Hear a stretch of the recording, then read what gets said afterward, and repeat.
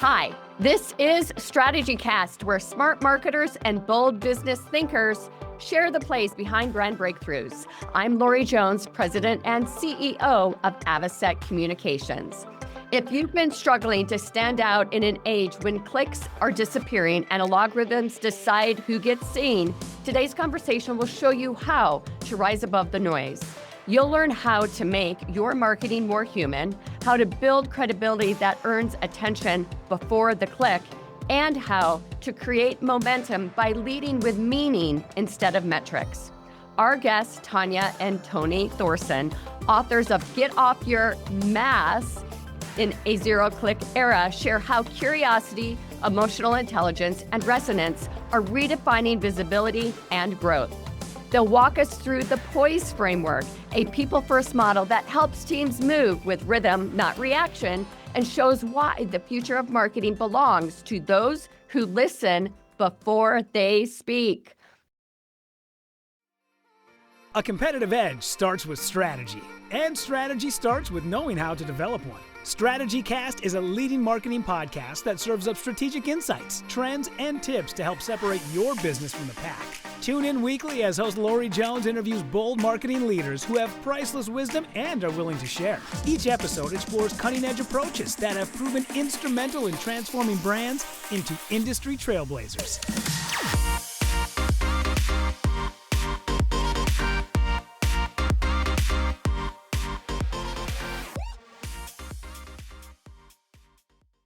I'm so excited to have both of you on the show. Welcome. Thanks so much for having us. Excited to be here. So we're going to dive into this incredible framework that we teed up in the intro. Before we get there, Tanya, Tony, I want to hear a little bit more about yourselves. Tanya, why don't we start with you? Sure. So my career started in retail apparel, and I was in that space for about 20 years, really focused on direct-to-consumer, B2C, business to consumer, and a little bit of business to consumer. So I did, direct and wholesale, and started as a merchant. So I understood product, understood what it meant to have consumer insights, to help grow that product, to help grow that business, because I was responsible for a P&L. And I was in that space for about 20 years, and start gradually moving into marketing. Why? Because the transformation of retail, things were starting to get smaller, and consumer insight was still the common thread, though, that continued. And now with technology and with the transformation of digital, there was so much more we could touch and feel and get that intel from to help us make better decisions. So I moved into marketing and took a huge pivot in the last 5 years into tech SaaS for a cybersecurity startup company. And when I took that was a completely new venture. It was a whole new space, startup, Series B, product that you can't touch. It's like poop. It's just there. Yeah. So started to see some things that I was questioning, but obviously I wanted to get the lay of the land, and saw that there weren't things that we were doing in B2C that I thought could definitely add value in the B2B space. And those things we'll talk about more, but that's really what I started seeing, and we started using those ideas and those principles and started seeing numbers improve, like win rates, pipeline velocity, things like that, lifetime value. And so I knew there was something happening here, and I feel like the lanes are starting to merge. And that's really where we started talking about get off your mass. And that's kind of my story. It's an incredible story. And you're being very modest as well, by the way, because we've got Land's End, LL New Balance, Justice, which I knew for many years with my daughters, Chico's, it goes on and on and on, Jockey, so you're being very modest, incredible background. What I love about what you've just shared with us, and then we're going to get to you, Tony, I promise. But what I love about what you've just shared is that I believe that the best CMOs, and as you know, I've interviewed a lot on the show, over 500 by now, the best ones that move into B2B come from some sort of consumer background. And I think it is the models, the ability to understand customer insights better, the ability to really focus on brand as a strength, is something that those leaders bring to the table for a lot of B2B brands. And I know that had a lot to do with the Poise Network, and we look forward to diving into that. Tony, tell us a little bit about yourself. Well, you guys are hitting on some of the big points. That's some of the things that I think are interesting or that I like is, that Tanya's story starts in fitting rooms and mine starts on the in the machine shops. And so they're two very different worlds, but there's really the exact same lesson. If you're not in real contact with people, your strategy is just kind of guesswork. So that's the book. It's basically us saying marketing gets a lot easier once you treat curiosity as kind of your first data source. Well, and you hit on something that I think is so important. I believe that the number one success factor with marketers today is whether or not they are curious. And if you're not curious, you're not going to unpeel that onion like you need to ultimately get to the heart of things. Let's shift into the book at this stage. What was it that gave you the idea of, okay, we've got to take all of these insights, we've got to take everything that we've learned in these incredible consumer, retail, CPG, B2B roles, and actually get these ideas down on table? What was that moment, that epiphany? Tony or Tanya, what would that be? Go ahead. The epiphany. I don't know if there was one epiphany per se, but we're big movie watchers, so I guess you could maybe think of it as Moneyball for marketing. Tanya and I talked about the funnel a lot, and we kind of found it's tracking the wrong stats. Mostly it happens after the click. But the real story really is leading up to it, the quiet research, the conversations, the gut feel. Once you see that, it's kind of hard to unsee that. So, well, go ahead, Tanya.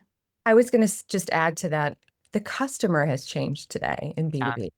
I think that's the big unlock. And that's what we were talking about. So it's really not a B2B or a B2C. It's really the customer. They're in the driver's seat and they want to feel seen and heard.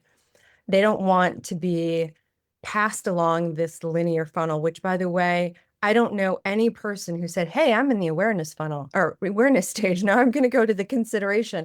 Exactly. People don't operate that way. So we've made this funnel and we put it on paper, and on paper, it looks great. I mean, it makes sense, right? Everything goes that way. And that's not the way the customer is going. They're bopping around today. And that is applicable in B2B today. B2C, it's always kind of been there with the transformation of digital. B2C was much more intimate with it at the beginning and really embraced it. B2B, I think, is still, is trying to understand where does digital fit into the whole context and the whole makeup of how we do our outreach with our potential buyers. Some people still think it's just email. Some people think it's just great relationships. Both of those are good, but you need the omni experience. So you're captivating that customer wherever he or she is. And that could be at 12:30 while they're on their lunch break, on the treadmill, getting a workout in. So you have to think about things like that. And I think that's where I see the big unlock happening. And the zero click era that you've talked about, and really it has changed how marketers need to think about visibility and influence. How specifically has it changed? Oh, it's happening in real time. It continues. So there's so much evaluation that a potential buyer it's happening in the dark. People are reading reviews, they're watching creators, they're lurking on LinkedIn, and there's this opportunity for us to, the visibility, I guess I would say, is shifting from how do I force an action to what do they already believe about us before they act. Yeah, I think that's so important. And as that ties into so much of what we do from a positioning standpoint and that messaging that really does resonate with people. Tony, what do you mean when you say presence matters more than position? Well, I think position is something that you claim, and presence is kind of what people actually feel like in your presence and how you're presenting your brand. It lives, position kind of lives in the decks, and presence is in a group chat or in a conversation like we're having here. You know, in a zero-click world, people feel you long before they click on anything. And that's why in the book, we talk about something called the resonance mix, which is a combination of authenticity and relatability and how you amplify that message. And one of the examples we use is Taylor Swift. And her presence is that sense of being invited into like her shared universe. And she's got that what is it on HBO? She's got a new documentary coming up. It's like Disney Plus. Come on, Tony. That's my bad. It's cool. We're going to watch it over the holidays, I think. We are. We're impressed with the way that she handles herself in both a B2B and a B2C manner. She kind of embodies a lot of the things that we talk about. Another one we talk about is Queen Elizabeth. You know, her presence and her steadiness expressed again and again and again over 70 years. So for brands and things we're talking about, like that presence becomes that gravity that just pulls the right people in. And if that's weak, really, if you don't have that presence, then, you know, taglines aren't going to save you. Yeah. And the presence isn't going to work if the trust for that individual or that brand is not there as well. One of Avocet's specialties is developing trust architectures for brands at every point that a brand would interact, so that the right messaging at the right time is creating that feeling of comfort subliminally to the person, to, you know, a group of people interacting with the brand so that they do feel comfortable with it. Trust means believability. Trust is don't saying trust me or trust us. Trust is proving it through action and words. And that, I think, gets missed quite a bit. 100%. I think it's a lot about relatability. We talk about authenticity, and that shines through. You just need to know how to tune that in depending on what touch point you're talking about. Right. Let's move into the Poise network at this stage. You describe Poise as a rhythm, not a checklist, which I love, by the way, because let's face facts. Marketers today have way too many freaking checklists that just are not getting done. Can you unpack this idea for us? Tanya. Sure. Absolutely. So Poise started, I feel like I've been doing Poise ever since I've been in business. What it stands for is personalization, omnichannel innovation, strategy, and emotional intelligence.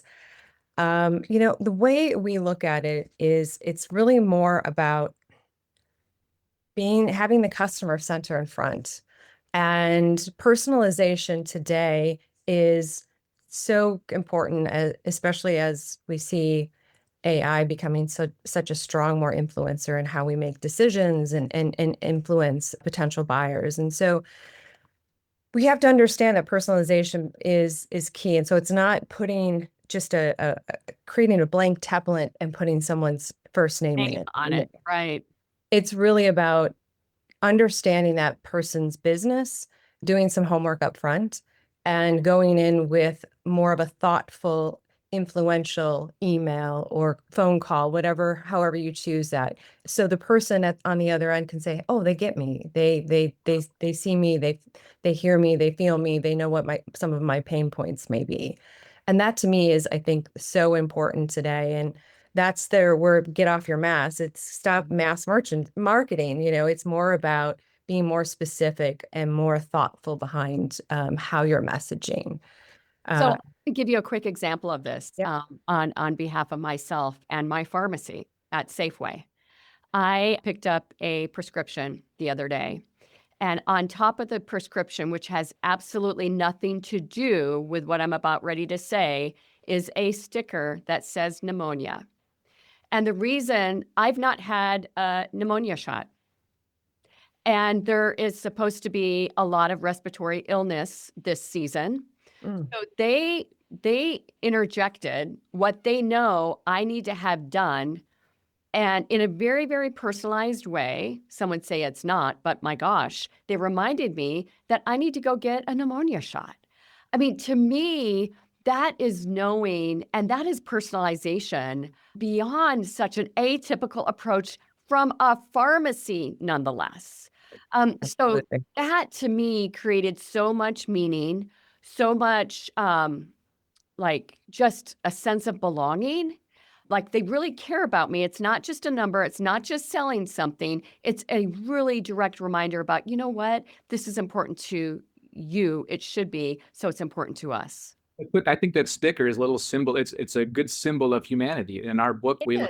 call it the smudge. But in world of AI, if you can just put a little bit of human touch into something, Yeah. even though I'm sure they might have had an algorithm that said, hey, she hasn't had her flu shot, but that's okay. Somebody had to put that sticker on there, and it made you feel like, hey, they get me. Yeah. Totally agree. Tony, how can leaders bring emotional intelligence into these data-driven environments that, quite frankly, are just constant in the psyche of all of us right now? Well, we talk about emotional intelligence like it's not something that weakens rigor. It actually sharpens it, and the data tells you what happened, right? But emotional intelligence that tells you why it mattered, and that's a lot of what our book is about. The human element behind things, like what I was just saying. The gap where better strategy lives. We talk about Chewy in the book. The logistics run on hardcore data for them, but what people remember is the handwritten condolence cards that they send out. And same with Spielberg or Rick Rubin, who we talk about as examples too. Both movie producer and music producer, they strip away what's technically possible, and then they just focus on what's emotionally true. They've got all kinds of gadgets they can make things fancy, but Yeah. the heart of it. And I think that marketers and leaders can sometimes do that with dashboards. They look at the chart and ask, what did this feel like for the customer, for the team? You keep all the numbers, you just read through them, just read them through a human lens. Yeah, I think that's great. Tanya, which pillar in Poise do you see marketers struggling most with right now? Strategy, I would say, is probably the biggest one that we see. I've seen people not really understand what that means. And when we say The strategy, show StrategyCast and why you both are here today. um, I think it's, we're like, not just to, to piggyback off of what Tony said is, I think we've lost sight of strategy. We're focusing so much more on the fundamentals and the operational piece of the business. And we've lost that time that we now have, because AI helps us with so much of this back information to get us where we need to go. But we're still just passing the dashboard over to the C-suite. We're not really making an assessment of what that means as we look forward. And so I see strategy kind of falling as more of a reaction instead of being proactive. And that's where people are losing it, because they're letting the numbers drive too much of it, and they're not putting in the insight that really comes from the art piece of your brain. I totally agree. And it's why we changed the name of the podcast from Integrate and Ignite, which was all about integrated marketing, to StrategyCast, because I feel my goal is to increase tenure for marketers in every role they have, right? Years ago, it was 3.5 was the average tenure. It has bumped up to 4.5 right now, which is great, but there's too much movement there. And I think if we can really focus in on allowing marketers to be able to obtain the strategic insights they need in order to implement the right strategy, then the tenure is going to increase. And too many corporations are too time bound. Like, you must do this by this date, and we need more time to get the research done, which is a totally another show topic. But nonetheless, I think if we can really make that happen, and we can create an environment where marketing is more respected based on the strategic insights that are absolutely needed, then more marketers are going to become more strategic. They're not going to be rushed. They're not going to go to market too early, and the job is going to get done exactly like we all want it to. Well, that's one of the chapters we talk about is being a cross-functional champion. We still have all these silos internally, and the world and business works from the inside out. So we right now are still operating in segments, and the buyer doesn't shop it that way. The buyer doesn't purchase or do their discovery that way. So with my background being a merchant, having ownership of a P&L, the goal is to look at what our target goals are from a revenue, a sales perspective, and then work backwards. And then have the departments come together in terms of what the content messaging should look like so there's no surprises. And giving people that type of driving the business that way, I feel like we will then have much more credibility in the C-suite because we're looking at the numbers. And that's where metrics today, open rate, click rate, conversion rate, so what? If they don't get to the finish line, what does that mean? Now, if you're talking pipeline velocity, we improved it by 50%. Our win rate has increased. Our average order value, our net retention, those are things that draw in people's attention because that has a major impact on driving the P&L. And that's where we need to get to. And in the book, you talk about one signal, actually, as a piece of that. Tony, what inspired you to really define this cross-functional champion role and then unpack this idea of one signal as well, if you would? Well, it came from watching great ideas. Yeah. That kind of would die in the cracks. Marketing would build something strong, or people build something strong, and sales maybe tells a different story.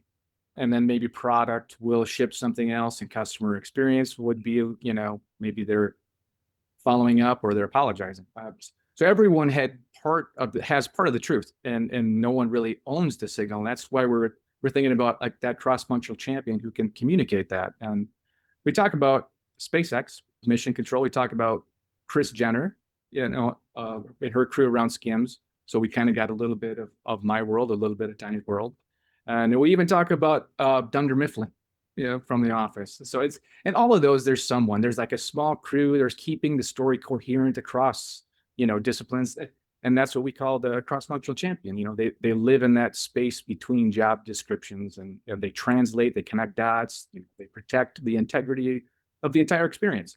And if you don't have that inside the four walls, it's going to have an impact on what your outreach looks like to your audience. I think that's great. Remind us of Poise again and everything that the acronym or the word stands for. Sure. So P is for personalization, O is for omnichannel, I is for innovation, S is for strategy, and E is for emotional intelligence. Okay. So I think we've done a great job covering the personalization piece and some of the EQ, if you will, that leads a lot of the pieces. Where do marketers get it wrong when it comes to omni-channel approaches? Tanya. That's a good question. I don't necessarily know if B2B in the B2B world has really embraced the whole multi-channel approach. And it's very imperative. I think that they're still looking through the lens of a product-led instead of a buyer-led. They'll come to us instead of us going to them. And that's where you have to think like the buyer.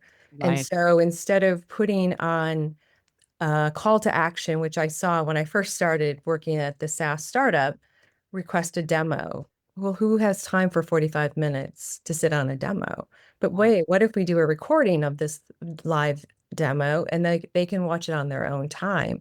And we put that out maybe on LinkedIn, and we put that out on our blog, and we put that out into other channels that may have an impact, or where we see our potential buyers engaging. Those are the types of things that I believe are still need to have an impact on the overall business, is really starting to think about it from their shoes, from their lens, and thinking about how time is efficiency and how so much discovery they can do now before they even pick up the phone or send an email to the company that they're of interest. Think about that. And that tightens up the sales cycle in and of itself.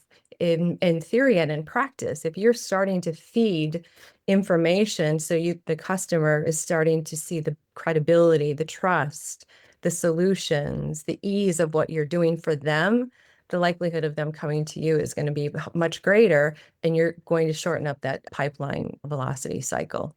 Which is the goal that we all have. And I think omni-channel and even the peso model, if you think about it, cut back to what we talked about at the onset of the show, is one of those CPG retail consumer frameworks, if you will, that is slowly spilling into B2B. We implemented it 10 years ago, quite frankly. So we were very early adopters in this agency to really the combined omnichannel peso approach, which we call OSEP instead of peso, by the way, because we think it's more meaningful for our B2B clients that you start with owned, then you move into shared, then you move into earned, and then you move into paid. Yeah. So then we move that along the omni-channel approach.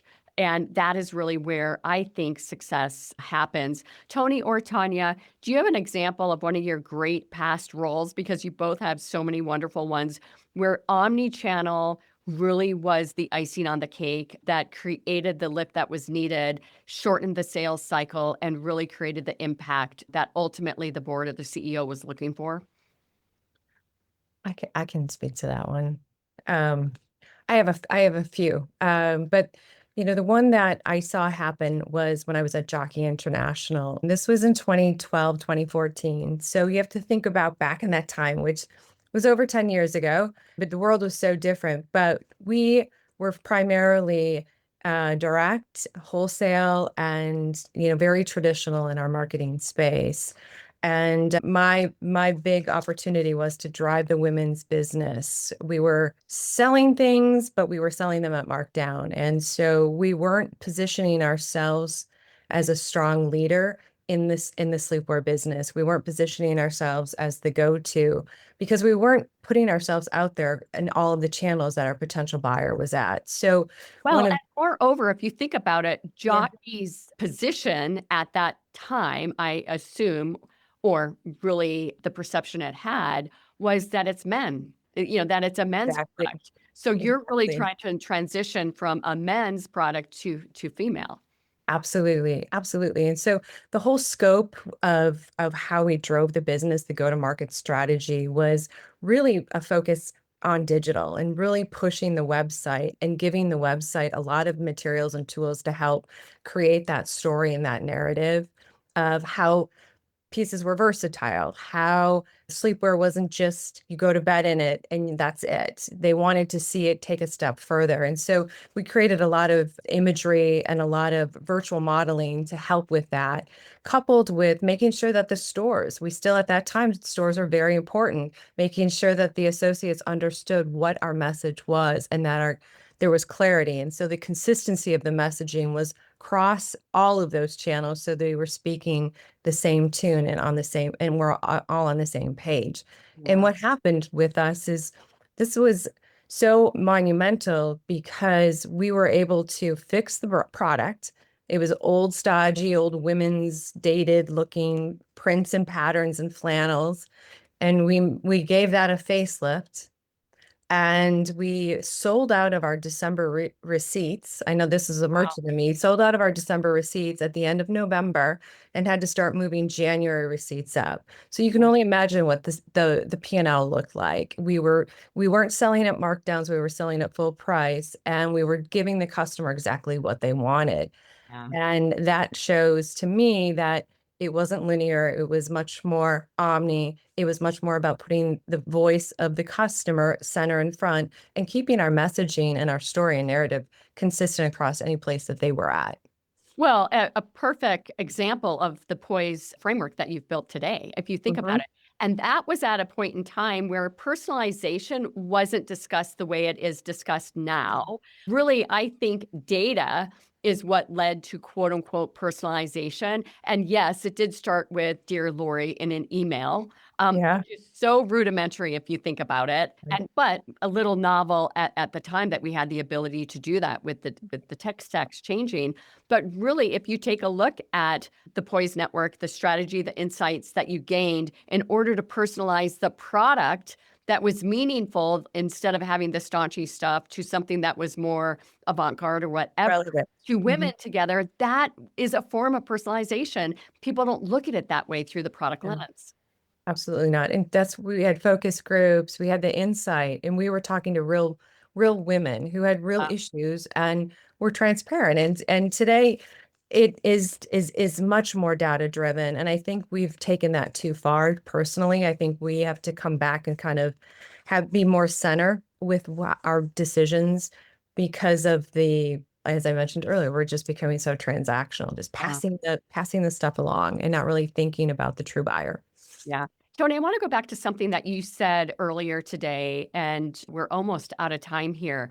But I just love this discussion around curiosity so much. And your point of view is that curiosity truly does drive clarity. How can marketers put that into practice today?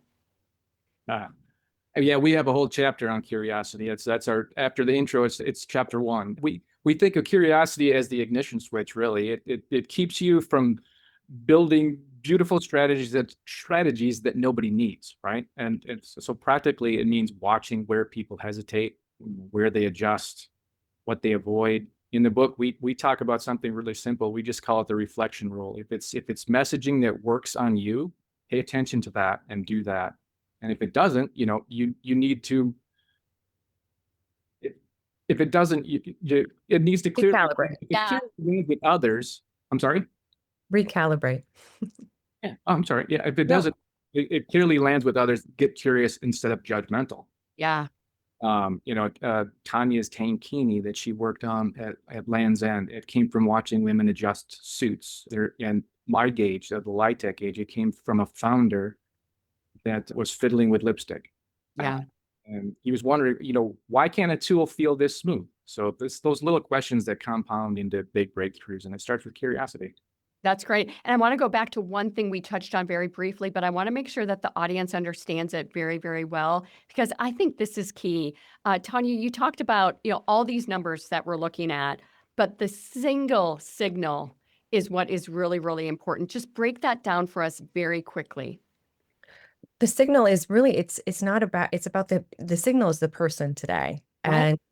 And that I think is key. And so if you take the Poise framework, and I hesitate to call it the framework, but that's what we've been calling it, you're going to see things that, like your product, sales, marketing team, your teams are going to stop spinning and they're going to be much more focused. That's going to allow for you to be much more narrow but in who your target customer is, and that signal is going to be so much more receptive because you're doing your homework up front. You're aligned behind the scenes. From a infrastructure, you are all aligned from sales, marketing, and product. That is just going to make your message, your brand, your positioning so much stronger. Your content is going to work harder, but you're going to put a lot of more homework into it before you push it out. And that's where the numbers then you start seeing win rates are improving, pipeline velocity is starting to improve. All of those things start moving in the right direction. And so it's that signal that allows for us to say, okay, they're trusting us, they're seeing us, they're believing in us. But you don't want to you want them to do it on their own time. We don't want to hover over them, I think, is the biggest thing. And so that's where the Omni comes into play. Yeah, it really does. And if, to layer this on top of that, not scare the bejeebies out of us as we're moving into 2026 here, but at any given point in time, through omnichannel marketing, 95% of your audience is not buying. That's right. 5% is. So that is why omnichannel is so important. It's Absolutely. why the signal is so important. It's why the Poise framework is so important, because when the time is ready, the average person needs to interact with a brand 26, 27 times today to make a buying decision. And on top of that, 95% aren't buying while you're selling. I mean, the numbers are pretty scary out there. So we better have our act together with everything that we're talking about today. Well, and one other chapter I know is mise en marketing. Mise en marketing, when you're a cook, a chef, you have your core prepared. It's always there, ready to go. And so apply that to marketing. So, to your point, when we need to pivot and we have this agility, we're ready to go. We're not just throwing it all back up and seeing what shakes out. We've got strategy. We've got that foundation. It's just, I always say, it's like building the house. You don't start with the side walls first. You start with the basement. And once you have that, I think that gives you that calmness, but then also that ability to read and react and have that agility to start changing things based on what you're seeing with the data coming in. I love it. I I think Poise is really, it's an acronym, but we all know everything that's in it, but it's really the operating system, I think, underneath everything else in the book and kind of everything we do in marketing. I really do. Yeah, thank you for that, Tony. Thank you both. Okay, we are at the end of the show here, but I want to ask Tanya, one question for you. This show is going to be airing in 2026 at the beginning of the year. A lot of marketers are they've got their plans done. They've got them implemented. They're getting ready to turn on the lights. They're getting ready to show, a show of force. They're getting ready to move revenue through the pipeline. They want to see big impact on all the work that they've done leading into 2026. What is one area of caution that you would provide our listeners today on what they really need to pay attention to, aligning it with your own network or your own framework, by the way, and knowing that they've implemented, they're on their way? I would say it's not about quantity, it's more about quality. And so the quality starts from within. I use the Gap. We all shop at Gap. We've all shopped at Gap at some point in our career, right? And the new CEO has been there for about 3 years. He's built an amazing infrastructure in people and culture and a mindset. And you look at their numbers for Q3, they were up 8%, Gap Inc. Yeah. So it starts from the inside out. And so I would say it's really aligning ourselves to think about the buyer collectively and stop operating in systems in silos, because that's the caution that I see. If we continue to do that, well, you're going to lose buyers because they're not feeling seen or heard. Yeah, I love that. The flooding of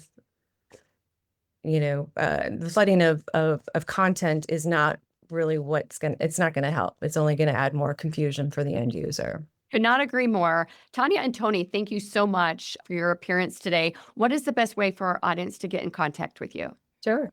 We both are on LinkedIn. So reach out to us on LinkedIn, or you can reach out to me through my Gmail address, TanyaLynthorson@gmail.com, and I can give that to you, Lori. That's great. Fantastic. We'll make sure that we put that in the show notes. And listeners, you know how to get in touch with me as well. LinkedIn is definitely the best spot for that. Tanya and Tony, again, thank you so much for your appearance on StrategyCast. Thanks, Lori. Thank you. Thanks, Lori. That's a wrap. Thanks for joining us on today's show. We hope your strategic brains are spinning with new ideas and bold inspiration that will elevate your strategies and marketing know-how.